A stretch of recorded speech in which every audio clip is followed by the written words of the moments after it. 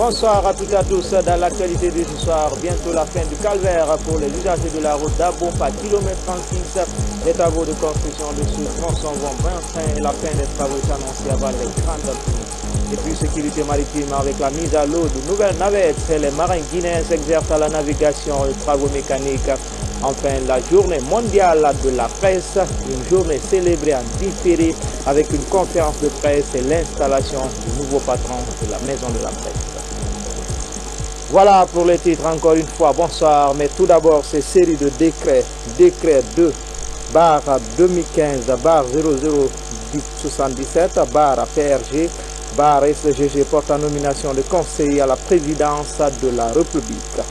Le président de la République décrète, article 1er, M.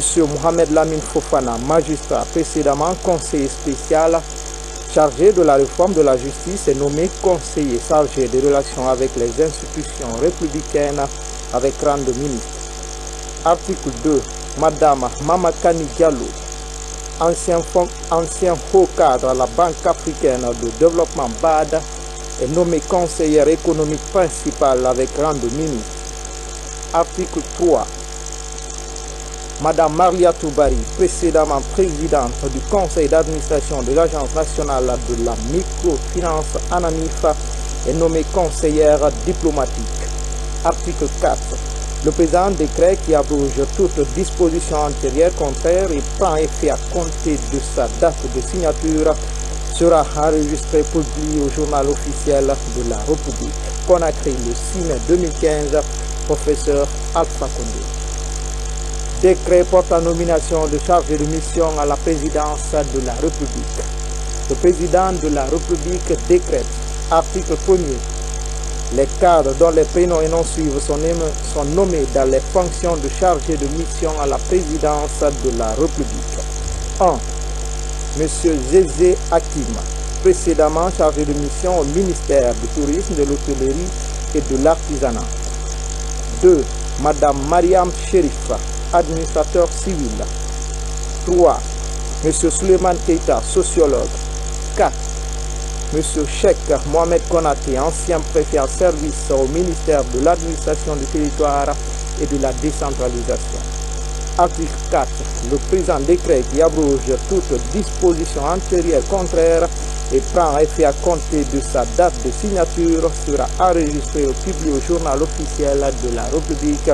Conakry le 6 mai 2015, professeur Alpha Condé. Dans l'actualité, pour commencer, une mission de la CPI a été reçue ce matin en audience par le président de la République. Au centre de cette rencontre, l'état d'avancement des enquêtes concernant les événements du 28 septembre au stade du même nom. Sanassi Keita. L'état de la procédure concernant les événements du 28 septembre 2009. C'est le principal sujet au centre de cette rencontre entre le président de la République et cette mission de la CPI, Cour pénale internationale. Une mission visiblement satisfaite de la collaboration des autorités guinéennes. Nous avons eu l'honneur et le privilège de rencontrer le président de la République pour discuter de l'état de la procédure concernant les événements du 28 septembre 2009, qui sont des événements sur lesquels ils font l'objet d'un examen préliminaire par le bureau du procureur. Donc nous avons eu le plaisir de le rencontrer pour lui rendre compte de notre mission, lui dire la satisfaction que nous avons de la coopération que nous bénéficions des autorités guinéennes, de l'impulsion donnée par le ministre de la Justice, M. Cheikh Sako, et des avancées significatives qui ont été faites dans ce dossier au cours de la dernière année. La Guinée assumera ses responsabilités dans cette procédure. C'est en substance ce qui ressort de la déclaration du ministre d'État, ministre de la Justice. On a cette affaire sensible, cette affaire que nous gérons avec circonspection, avec dignité, mais avec fermeté. Donc cette visite de la CPI est un rituel dans tous les pays qui ont connu ce type d'événement. Donc ils viennent voir l'avancée de la procédure. Si la Guinée assume ses obligations internationales, ce que nous essayons de faire depuis le début de cette affaire, et il y a eu un échange d'idées déjà avec moi-même au ministère et ensuite aujourd'hui avec M. le Président de la République. je profite pour dire que la Guinée assumera ses responsabilités dans cette procédure. C'est la 10e fois que cette mission se rend à Conakry pour échanger avec les autorités guinéennes sur les événements du 28 septembre 2009. Et puis ce communiqué dans le cadre des concertations avec les acteurs du processus électoral pour permettre la tenue d'élections libres, transparentes et acceptées par tous, le président de la République rencontrera le vendredi 8 mai 2015 l'honorable Hadia Nantou Chérif, coordinatrice nationale du RPG Arc-en-Ciel. Toutes ces différentes actions s'inscrivent dans la volonté de Monsieur le Président de la République de trouver un compromis avec les acteurs électoraux afin d'instaurer un dialogue franc permettant d'aller aux élections dans un cadre consensuel. Le Président de la République reste convaincu que seul le dialogue et la concertation permettront de trouver des solutions aux problèmes de l'heure et pérenniser la paix si chère aux Guinéens. Le bureau de presse de la présidence de la République. Une mission de supervision de l'ACGP était récemment à Madiana. C'est là le cas du suivi et évaluation du projet d'aménagement hydro-agricole de Koundian. En toile de fond évolue le niveau d'avancement du projet, mais surtout son impact sur les populations locales. Reportage à Alassane Diegoubali. Lancé officiellement le 26 mai 2014, le projet d'aménagement hydro-agricole de Koundian est mis en œuvre par une entreprise chinoise, la CGC, compagnie géo-ingérienne de Chine. Koundian constitue un élément clé de la lettre de mission du ministère de l'Agriculture. Le projet Koundian est le deuxième objectif de la lettre de mission du ministère de l'Agriculture. Donc de ce fait, ici, les impacts, qui veut parler de l'autosuffisance alimentaire, veut parler d'autres choses liées à l'alimentation, c'est-à-dire la réservation des quantités de produits et autres, ce sont des trucs comme ça qu'il faut vraiment mettre en place. Pourquoi? Parce qu'il n'y a pas d'agriculture moderne, en tout cas dans notre époque, maintenant là, avec le réchauffement climatique, sans maîtrise d'eau. Il faut qu'il y ait une maîtrise d'eau pour que les gens puissent produire. L'idée de ce projet vient de la volonté du gouvernement guinéen de compter sur ses propres forces pour la mise en valeur de notre potentiel agricole. Koundian est la première étape de ce vaste programme de marché public, un financement entièrement BND. L'histoire de ce projet a commencé depuis l'avènement du professeur Alpha Condé. Il a dit que toute initiative qui permet à la Guinée d'aller plus vite dans son processus de développement, lui, en tant que président, il le soutient. Et il a fait de l'agriculture sa priorité numéro 1. Et il a demandé à tous ses cadres de travailler dans ce sens pour qu'on puisse aller plus vite. C'est ainsi qu'est née l'idée, n'est-ce pas, de la mise en œuvre des grands aménagements. Parce que nous avons évolué dans le passé sur les petits aménagements, et il a demandé qu'on évolue sur les grands aménagements dans les grands bassins rizicoles, parce qu'il a priorisé la riziculture. Dans cette région de la savane guinéenne, le potentiel agricole est constitué de vastes plaines qui longent notamment les fleuves Sankarani, Milo et la Fié pour une superficie totale de 50 000 hectares. Le projet de Koundian concerne à lui seul 1000 hectares pour un coût de base de 96 milliards de francs guinéens. L'idée du président de la République en concevant et en faisant exécuter un tel projet, c'est que nous assurions notre indépendance économique et notre autosuffisance alimentaire. Donc je reviendrai une fois de plus sur la nécessité de ne cultiver ici que des produits qui peuvent concurrencer les produits d'importation et qui peuvent s'imposer sur le marché et très attractifs des consommateurs pour nous permettre d'atteindre cet objectif-là. Et si le projet Koundian marche, les autres secteurs sont ouverts et je pense que la Guinée sera très bien partie. Au départ, Koundian est le fruit d'une trilogie, le ministère de l'Agriculture, la CGP et les marchés publics, auxquels s'ajoute la DNIP. Sa durée de réalisation est de 24 mois, exécutée à ce jour entre 40 à 45%. Bientôt la fin du calvaire pour les usagers de la route d'Aboumpa, kilomètre 36. Ce tronçon est en voie de finition et l'entreprise en charge du chantier met les bouchées doubles pour achever cette route 2 fois 2 voies avant le début des grandes pluies. Voici le constat de notre reporter Alpha Yaya Silla. Les travaux de 2 fois 2 voies d'Apompa km 36 avancent à grands pas. Sur ce tronçon, les ouvriers sont sur le raccordement des canettes et des dallos pour l'évacuation des eaux usées. 7 km sont aménagés et livrés aux usagers de la circulation. Nous sommes en train de finaliser la gare bitume. C'est le seul bout qui restait parce qu'il y avait une modification du projet à cause de l'enregistrement de la route, à cause du projet de P436 Koya. Donc maintenant c'est déjà fini, c'est la dernière partie de gare bitume et avec ça on est à 100% de la pose de la gare bitume. Au carrefour du kilomètre 36, tout a changé. Les travaux de bitumage ont commencé et des voies larges sont ouvertes. L'entreprise OAS compte livrer l'infrastructure avant les premières pluies. Vous l'avez constaté que nous avons déplacé déjà la station Shell qui était de ce côté. Donc nous allons changer le projet et le projet en cours de validation et on aura droit à un raccordement 2 x 2 avec 36 Koya. La population riveraine est très satisfaite de cette œuvre du président de la République. Au-delà des travaux de l'autoroute, l'entreprise OAS participe aux efforts de construction de la mosquée de l'Ansanaya Barrage. Elle a offert des tonnes de ciment au quartier.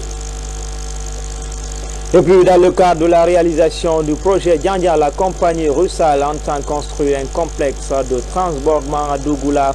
C'est dans la préfecture, c'est dans la sous-préfecture de Kamsar, une infrastructure qui servira d'aire de stockage de la bauxite, une opportunité pour les jeunes de la localité en quête d'emploi. Algassi Mouba.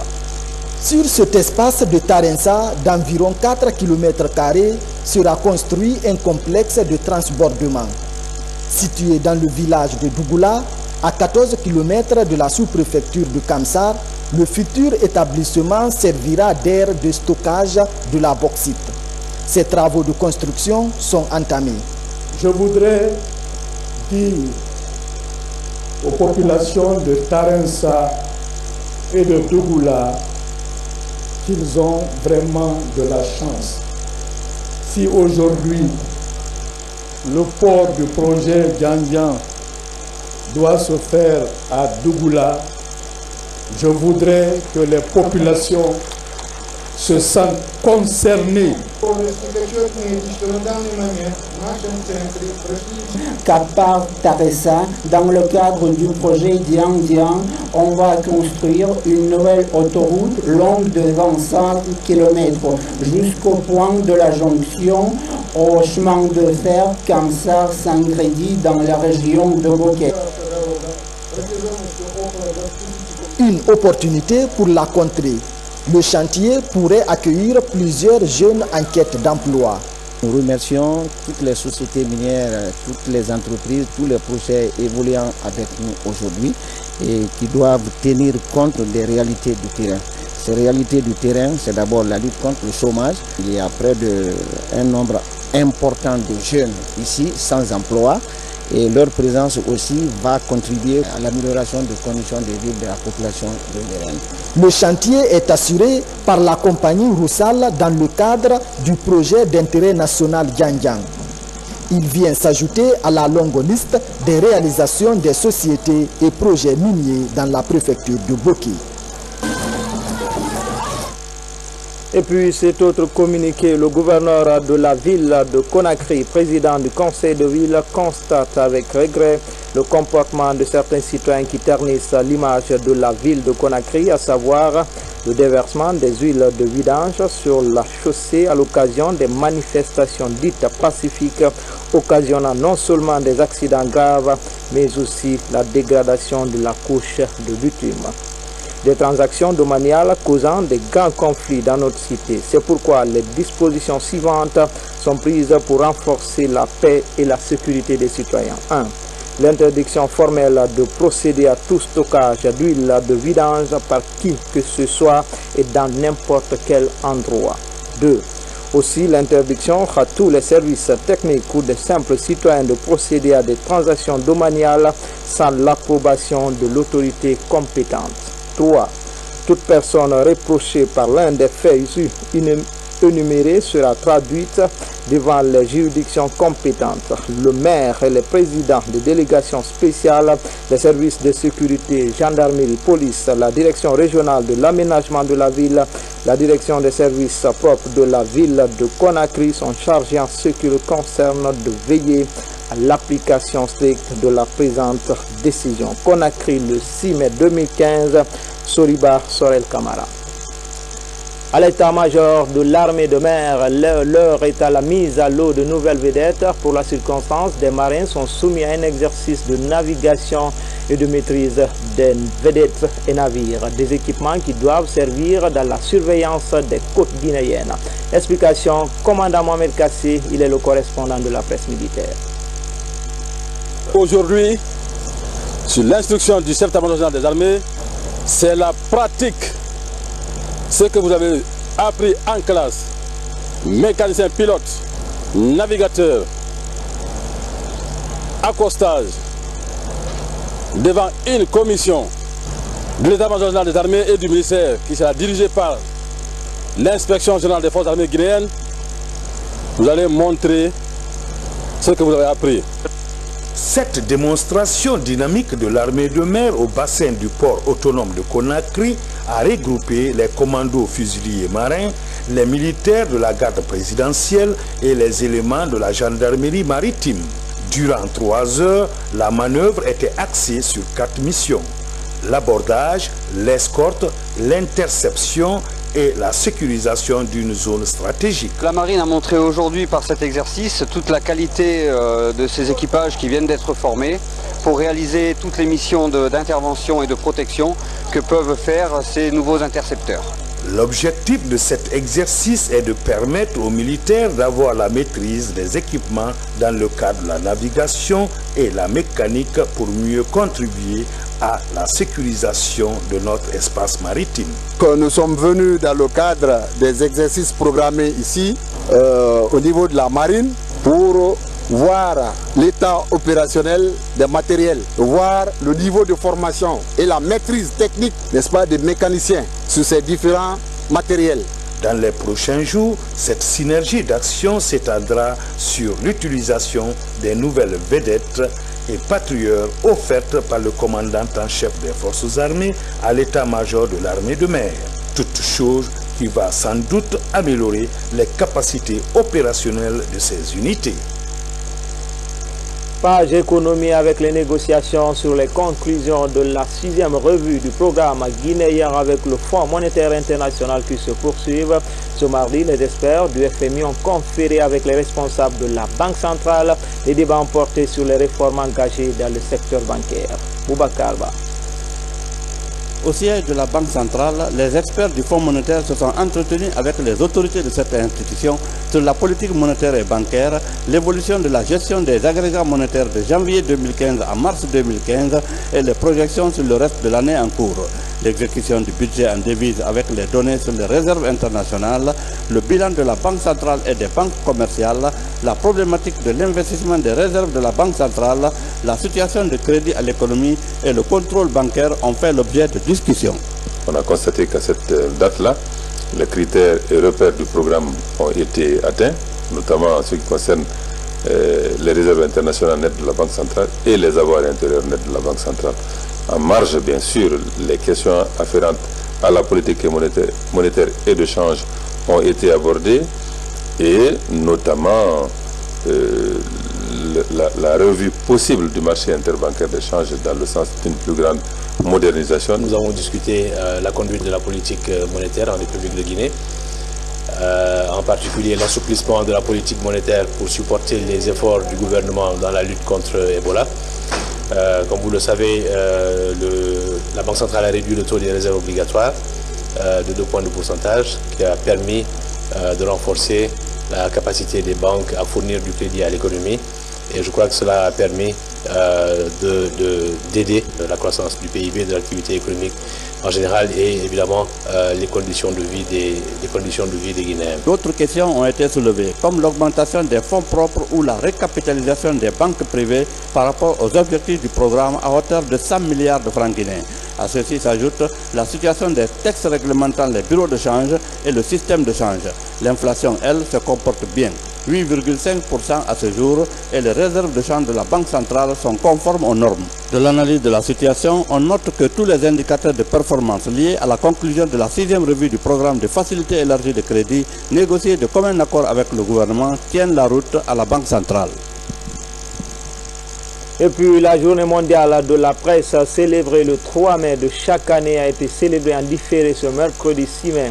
Une occasion pour les hommes de médias de jeter un regard sur leurs conditions de travail à la maison de la presse. La journée a été marquée par la tenue d'une conférence de presse et l'installation du nouveau patron de cette maison. Le condensé, c'est avec Rose Bocho. Les journalistes des associations de presse se lèvent aujourd'hui, tout comme hier, pour conjuguer le même verbe. Faire en sorte que la convention collective des journalistes soit effective d'ici 2016. Ce point de presse, animé à l'occasion de la célébration en différé de la Journée mondiale de la presse, s'inscrit dans cette optique. On a jugé utile de réunir l'ensemble des professionnels de l'information de notre pays et les partenaires bi- et multilatéraux du secteur des médias dans notre pays. On se rend compte qu'aujourd'hui, oui, la liberté de la presse se porte bien en Guinée, mais il y a encore du boulot à faire. Quand il s'agit pour ce qui concerne la formation des journalistes, pour ce qui concerne la mise en place de la convention collective, la professionnalisation des journalistes et puis aussi le fonctionnement même au quotidien. Cependant, le problème lié au traitement des journalistes dans les rédactions entrave encore l'évolution de cette presse libre et indépendante. Comme les autres professions, il se trouve qu'en Guinée, nous rencontrons assez de difficultés dans l'exercice de notre métier. Ces difficultés sont d'ordre économique, mais aussi d'ordre politique, vous le savez. Donc, se retrouver autour d'une table, faire l'état des lieux et tirer les leçons pour que cette presse puisse gagner. La célébration de cette journée a été marquée par l'installation du nouveau directeur de la Maison de la Presse, Sisa Koleya.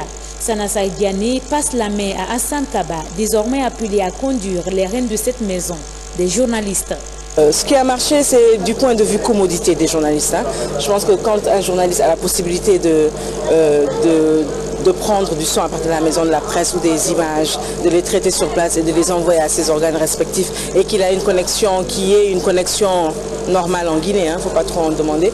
Je pense qu'en termes de commodité, quand même, j'ai apporté des choses. Ce que je n'ai pas pu obtenir, c'est que l'État donne un terrain où la maison de la presse aurait pu être construite. Et l'un des premiers objectifs qui nous tient tous à cœur, c'est d'œuvrer ensemble, bien sûr, avec tous les professionnels de la communication et de l'information, pour qu'on puisse obtenir rapidement un terrain et en vue d'y construire notre siège.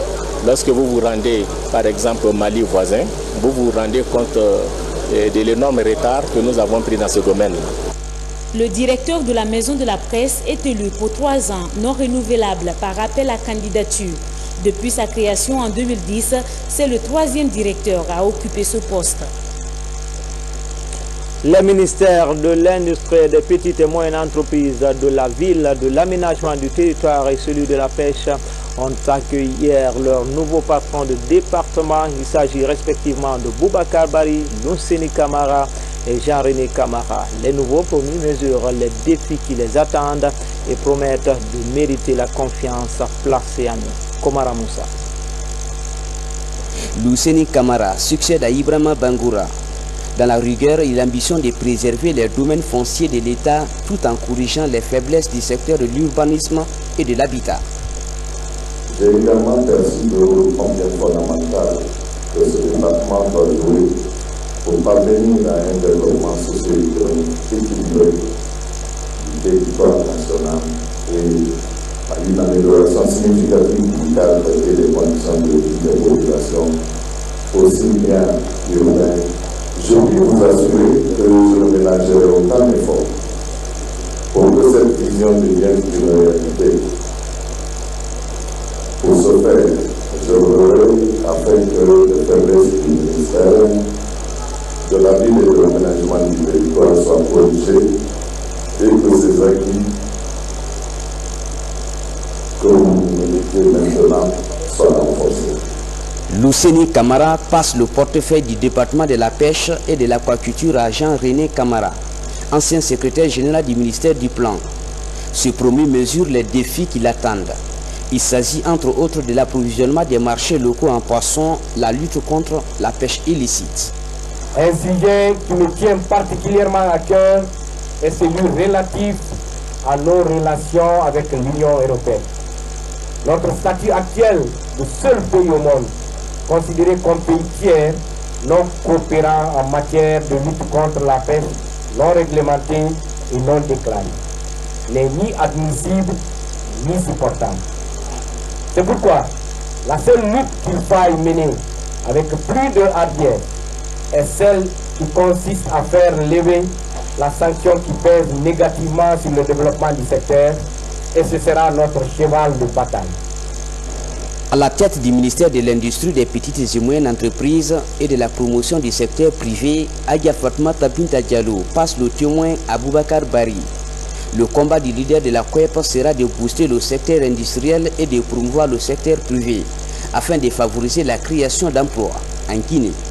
Il s'agit de créer et de vulgariser de nouvelles approches de partenariat public-privé selon le concept gagnant-gagnant permettant de porter le secteur industriel et semi-industriel et de promouvoir le secteur privé créateur d'emplois. Ces différents changements à la tête de certains départements stratégiques révèlent la volonté des chefs de l'État d'impulser une nouvelle dynamique à la gouvernance actuelle. Mohamed Amirou Konté, nouveau ministre de la Culture et du Patrimoine historique, ce professionnel de la culture guinéenne est installé dans cette nouvelle fonction. Cet après-midi, grande mobilisation des hommes de culture, cadres de l'État et autres personnalités pour conférer à l'événement toute sa dimension. Habib Thiama, Aboubakar Sidiki Souma.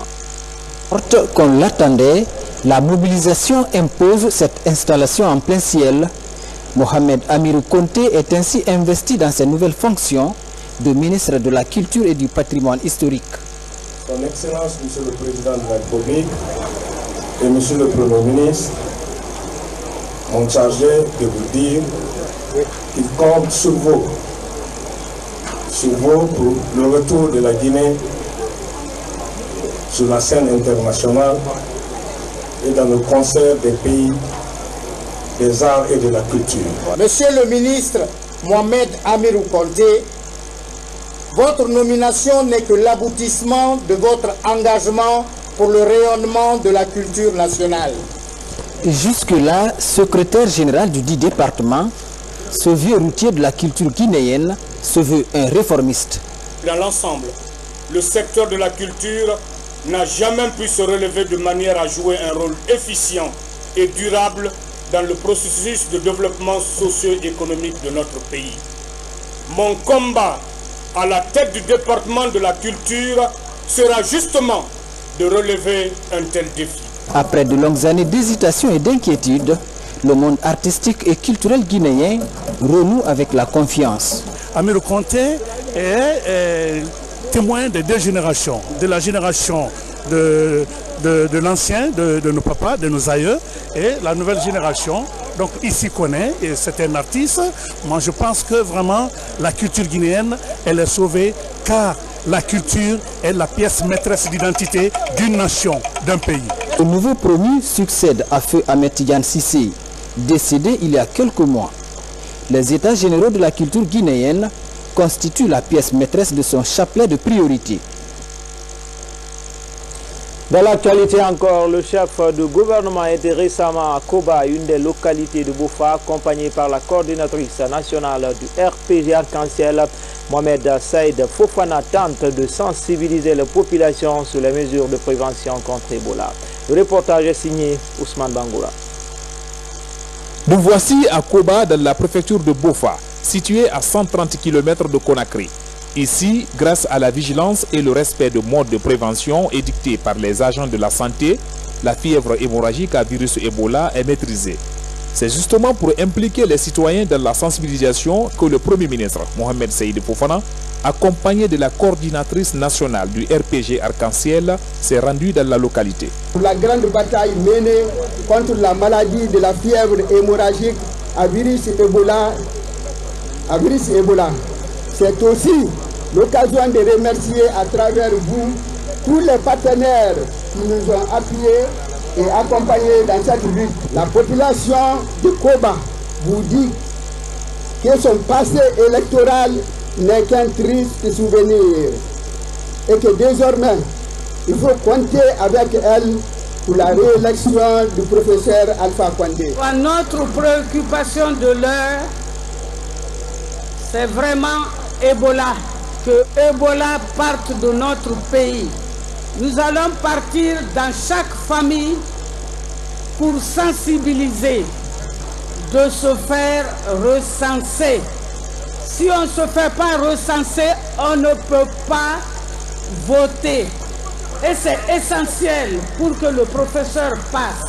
Satisfait de la mobilisation des populations venues de Tatema, Dixé, Souguebouni, Taboria, Makinsi, Basengue, Kito et Tatema, le Premier ministre a mis à profit cette rencontre pour inviter la population à la consolidation de l'unité nationale, la paix et la cohésion sociale.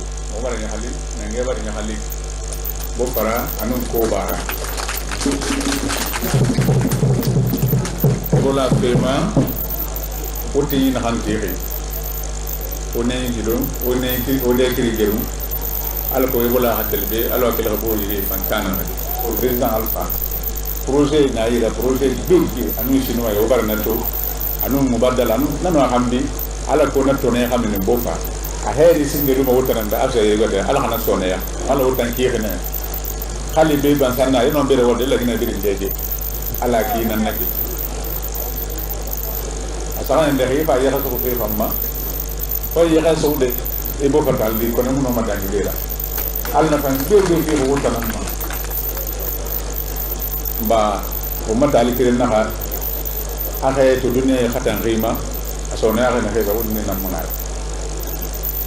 awa bo fati ngana tagira ba wobe ko nga won dala tu mebe ko nga mebe li naka wa ma wo mali fe naka wa ma ko man to ne biri hamin nara akala gine munata ako ba di fa munata mu fa kana namma ko yimbu na anta sa ko mo mebe.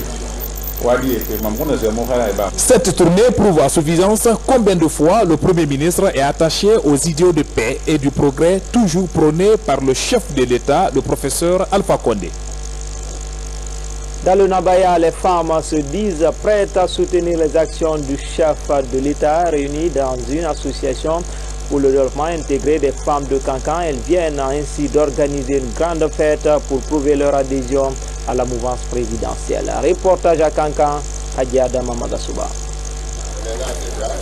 Ici, à Kankan, c'est par la visite de courtoisie aux notables que la journée a commencé pour la délégation. Le grand imam fut le premier à être rencontré par les épouses. Partout, Hadja Fadima Koundiano a demandé aux sages de continuer à faire des prières et bénédictions pour la paix et la prospérité en Guinée. L'Association pour le développement intégré des femmes de Kankan a organisé une manifestation de soutien aux actions de développement du chef de l'État. Manifestation à laquelle l'épouse du chef de l'État était représentée par Mme Sissé Hadja Sarankaba. Une cérémonie qui a mobilisé les femmes de Kankan. La fête fut belle et riche en couleurs. Nous rassurons l'opinion publique nationale et internationale de la détermination, de l'engagement et du soutien inconditionnel des femmes et de toute la population de la Haute-Guinée pour la réélection du professeur Alpha Condé en 2015. Nous soutenons le président. S'il plaît à Dieu, nous serons avec lui. Le président en charge à la commission des finances à l'Assemblée nationale a mis l'occasion à profit pour rappeler certaines réalisations du chef de l'État. Les 3 premières années de ce mandat, de 2010 jusqu'en 2013, ont été consacrées à ce que nous avons appelé la stabilité macroéconomique. Au moment où le gouvernement et le chef de l'État se lancent à la conquête du monde entier pour soulager le pauvre peuple de Guinée, nous avons des groupes mal inspirés qui veulent faire la pagaille dans ce pays. La seule réponse qui vaille, c'est l'unité nationale. L'épouse du président de l'Assemblée nationale a, au nom de la première dame de la République, invité chacun à la culture de l'amour du prochain.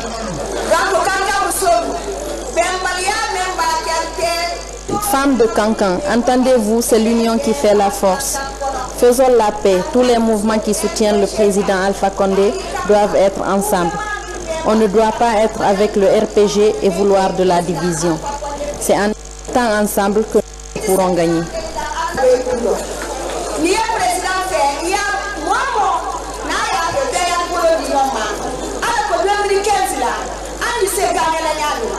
Le mouvement de soutien de l'Association pour le développement intégré des femmes de Kankan s'est achevé par cette grande mamaya.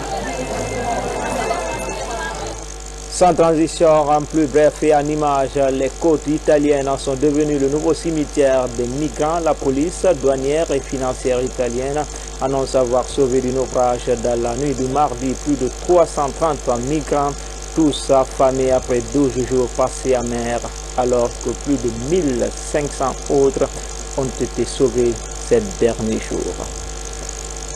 Ce communiqué avant de boucler ce journal, le président de la Commission électorale nationale indépendante, CENI, et l'ensemble des commissaires à l'honneur d'informer son Excellence, Monsieur le Président de la République, le peuple de Guinée, les institutions républicaines, les membres du gouvernement, les partis politiques, la société civile, les partenaires techniques et financiers, que la dépouille mortelle de feu Yaya Khan, commissaire à la CENI, directeur du département des opérations, arrivera à Conakry le jeudi 7 mai 2015 à 17h05 par le vol Air France AF 724. Les cérémonies funéraires se dérouleront conformément au programme ci-après. Jeudi 7 mai 2015, 17h05, réception du corps à l'aéroport de Conakry. 17h50, cortège aéroport morgue Ignace Dine. Vendredi 8 mai 2015, 9h, levée du corps à la morgue d'Ignace Dine pour le Palais du Peuple. 10h, 12h, exposition et symposium au Palais du Peuple. 10h, 12h, lecture du Saint-Coran à la mosquée Faisal. 12h, 13h, départ du cortège du Palais du Peuple pour la mosquée Faisal. 13h, 15h, prière et inhumation au cimetière de Cameroun. À partir de 15h, condoléances dans la famille du défunt à Dixina en face de la pharmacie centrale. Signé Bakary Fofana. C'est tout pour les infos. Tout le plaisir a été pour moi de vous servir. Très belle soirée à tous.